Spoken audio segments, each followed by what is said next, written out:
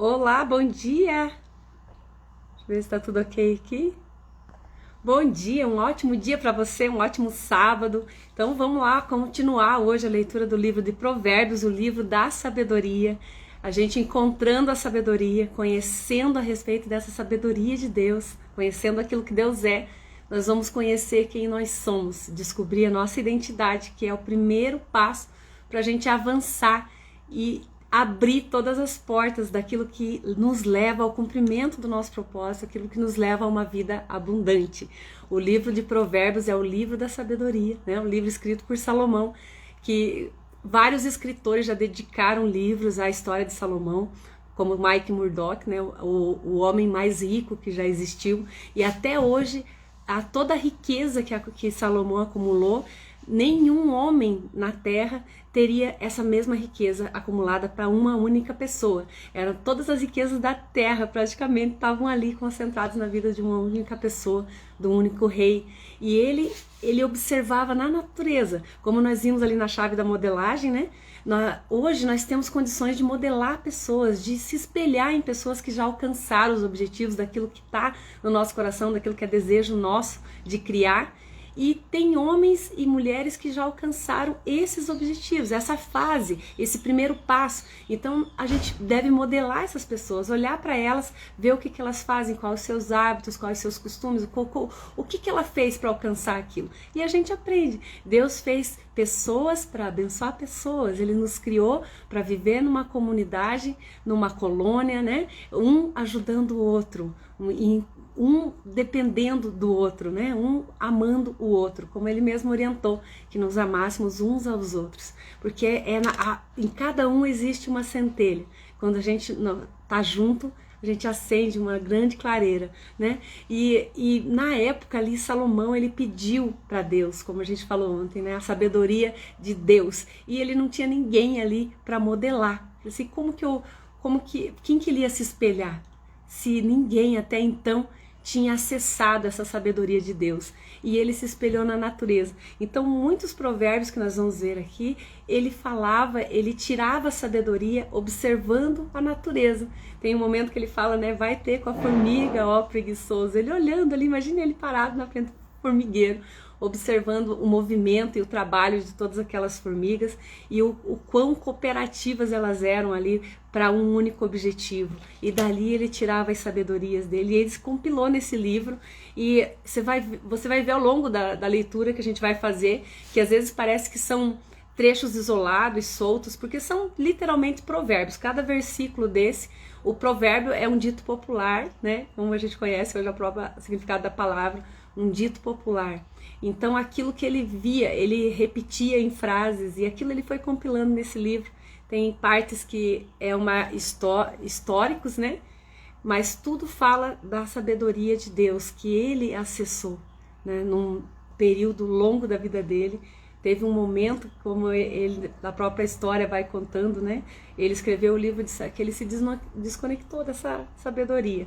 Mas depois, no final da vida dele, ele refletiu sobre tudo isso e escreveu o livro de Eclesiastes, né, dizendo ali de tudo é vaidade, né, chegando à conclusão de que tudo aquilo que ele tinha buscado fora da sabedoria de Deus era vaidade e enfado da alma. Então é muito grande o aprendizado que a gente tem a partir do livro de Provérbios, a partir do livro de Eclesiastes. É um encontro com essa sabedoria de Deus, e é isso que eu desejo para você, que você cresça, que nós cresçamos juntos, né, no conhecimento dessa sabedoria, que, como nós vimos lá nas chaves, a sabedoria é a semente, é aquilo que faz germinar toda uma árvore, que é o prosperar, o crescimento, para que venha dar o fruto, que é a riqueza. Então vamos lá, ontem a gente leu ali até o versículo 7, então vamos continuar nesse capítulo 1. Diz assim: contra a sedução dos pecadores. Filho meu, ouve o ensino de teu pai e não deixes a instrução de tua mãe, porque serão diadema de graça para a sua cabeça e colares para o seu pescoço. Filho meu, se os pecadores querem seduzir-te, não o consintas. Se disserem, vem conosco, embosquemo-nos para derramar sangue e espreitemos, ainda que sem motivos inocentes, traguemo-los vivos como o abismo e inteiros como os que descem a cova, acharemos toda sorte de bens preciosos, encheremos de despojos a nossa casa. Lança a tua sorte entre nós, teremos todos uma só bolsa. Filho meu, não ponhas a caminho com eles. Ele dizendo assim, se você for seduzido em conseguir riquezas de modo fácil, né? Derramando sangue inocente, fazendo coisas erradas, indo por caminhos tortuosos, não siga esses caminhos, não ande por onde essas pessoas estão indo. Esse é o conselho, né? Guarda, no 15, vou repetir o 15 inteiro. Filho meu, não te ponhas a caminho com eles, guarda as suas veredas os pés, porque os seus pés correm para o mal e se apressam a derramar sangue, pois de balde se estende a rede à vista de qualquer ave, estes se emboscam contra o seu próprio sangue e a sua própria vida espreitam. Tal é a sorte de todo ganancioso, e este espírito de ganância tira a vida de quem a possui. Olha só que interessante, Salomão, com toda a sua riqueza, ele falava dessa aversão à ganância, né? Quando a gente busca a riqueza, a gente busca produzir frutos naquilo que é o teu dom natural, naquilo que você foi criado para ser, é fluir naquilo que Deus te fez para ser. Então, naturalmente, você vai colher frutos, mas você não vai em busca desse fruto, você vai em busca do crescimento, que é a prosperidade, e ela naturalmente te leva a dar frutos. Nós nunca vimos por aí nenhuma laranjeira gemendo, sofrendo para dar uma laranja, né? Aquilo é natural para ela. Então, o nosso coração tem que estar no lugar certo para que a gente colha esses frutos de justiça, com o coração no lugar certo, né? Aonde está o teu coração, ali está o teu tesouro, Jesus falou. Então, a gente precisa colocar o nosso coração no lugar certo, no crescimento, né? No crescimento de conhecimento de quem nós somos, no conhecimento de quem Deus é, no conhecimento do cumprimento daquilo que a gente tem que fazer, daquilo que nós nascemos para fazer em favor do próximo, porque sempre o nosso propósito vai dizer respeito a servir, né? Sempre vai estar relacionado com o servir. Então, aonde você foi chamado para servir? Quando você foca o teu coração nesse servir, o Deus te abençoa com os frutos. E quando você coloca só o teu coração nos frutos, que é a riqueza, você incorre nessa ganância que Salomão está falando aqui, nesses versículos. Então, vou continuar. No 20, grita na rua a sabedoria, nas praças levanta a voz, no alto dos muros clama, à entrada das portas e nas cidades profere as suas palavras. Até quando, ó nécios, amareis a necessidade? E vós, escarnecedores, desejais o escárnio? E vós, loucos, aborreceis o conhecimento? Atentai para a minha repreensão, eis que derramarei copiosamente para vós outros o meu espírito, e vos farei saber as minhas palavras. Mas por que clamei e vós recusastes? Por que estendi a mão e não houve quem atendesse? Antes rejeitaste todo o meu conselho e não quisestes a minha repreensão. Também eu me rirei da vossa desventura, e em vindo o vosso terror eu zombarei.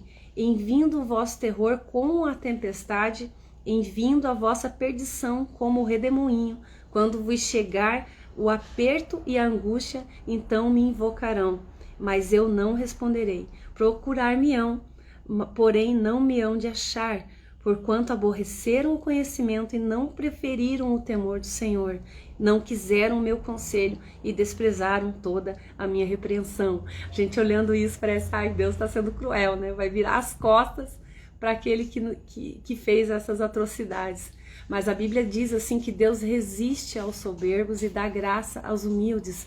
A resistência é aquilo que você não consegue encostar nela, né? Então, Deus não consegue se compactuar e se aproximar daquele que se desvia do caminho de Deus. Tem um versículo que diz que Deus é santo e ele não pode negar-se a si mesmo. Deus não pode descer da santidade dele para compactuar com aquilo que está errado. Então, o Salmo 91 diz: aquele que habita a sombra do Onipotente, debaixo da sua sombra, aquele que habita no esconderijo do Altíssimo, abaixo da sua sombra do Onipotente, descansa. Então nós aqui temos que nos colocar debaixo dessa sombra e não querer que a sombra nos acompanhe por onde quer que a gente vá. Então, nas palavras de Salomão aqui, ele está dizendo: grita na rua a sabedoria. Quando ele se refere à sabedoria, ele coloca em letra maiúscula, porque ele está se referindo a Deus, ao conhecimento de Deus, aquilo que Deus é.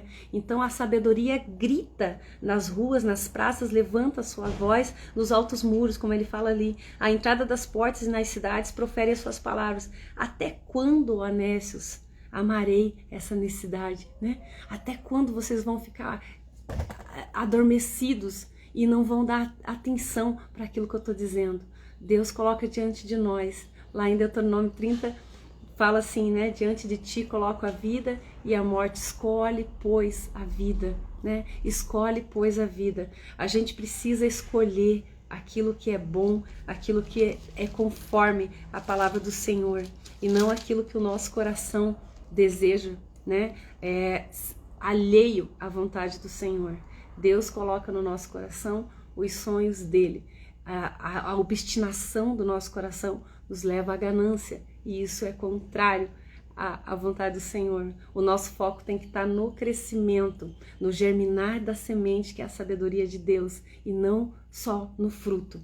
Vou ler esse trecho de Deuteronômio, no capítulo 30, versículo 19. Eu acho muito importante esse versículo. Diz assim: os céus e a terra tomo hoje por testemunha contra ti. Nesse trecho, Deus havia falado ali para o povo de Israel todos os mandamentos ali no Deuteronômio 28, tudo, as bênçãos e as maldições decorrentes da obediência e da desobediência. E ele diz ali: os céus e a terra tomo hoje por testemunhas contra ti, que te propus a vida e não a morte. Ele falou: olha, eu avisei vocês aqui que eu propus a vida e não a morte. Que te propus a bênção e a maldição. Escolhe, pois, a vida para que vivas, tu e a tua descendência. Deus coloca um prato, né, maravilhoso diante de nós, e um prato estragado, né, apodrecido.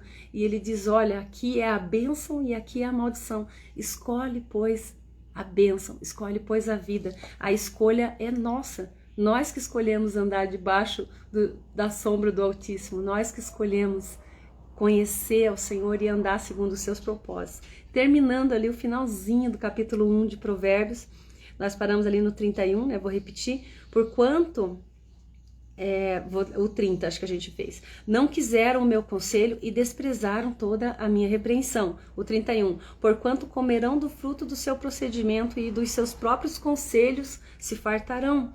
Os nécios são mortos por desvio e os loucos a sua impressão de bem-estar os leva à perdição. Os nécios são mortos por seus desvios e os loucos a sua impressão de bem-estar os leva à perdição. Uma impressão de bem-estar, que interessante isso, né?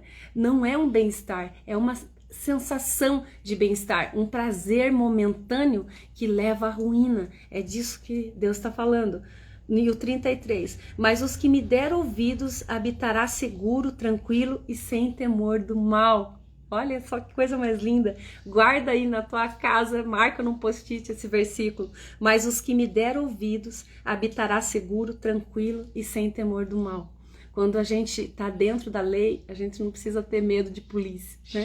Nós estamos cumprindo certo aquilo que é a lei, né? A palavra de Deus está dizendo: se você se aparta do mal e dá ouvidos à voz da sabedoria de Deus, tem temor de Deus no teu coração, como a gente leu aqui anteriormente, aqui para cima ele fala ali, né? E não preferiram o temor do Senhor, essa reverência a Deus. Se você reverencia a Deus no teu coração, se aparta do mal, você não precisa ter medo de mal algum, porque a própria palavra diz que todas as coisas cooperam juntamente para o bem daquele que ama a Deus. Pode ter certeza que todas as coisas, sejam elas boas ou ruins, vão cooperar para o teu bem, se você tem no teu coração o temor do Senhor e se aparta daquilo que é mal. Amém? Beijo grande para você, que Deus abençoe o seu dia de hoje e amanhã a gente se encontra aqui de novo. Vamos fazer agora todos os dias, porque todos os dias a gente precisa se alimentar dessa sabedoria, crescer na graça e no conhecimento de quem Deus é, conhecer quem nós somos nele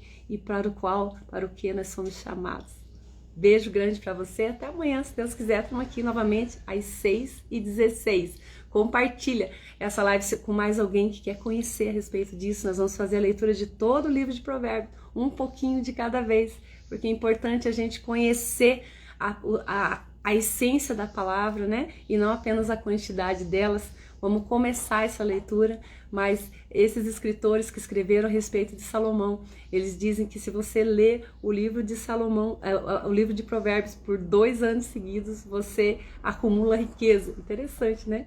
Mas o teu foco não deve estar lá no fruto, como nós falamos, mas no crescimento, o tamanho crescimento que você vai adquirir quando você está em contato com a riqueza de Deus, não tem como você não dar frutos. Até amanhã, 6h16.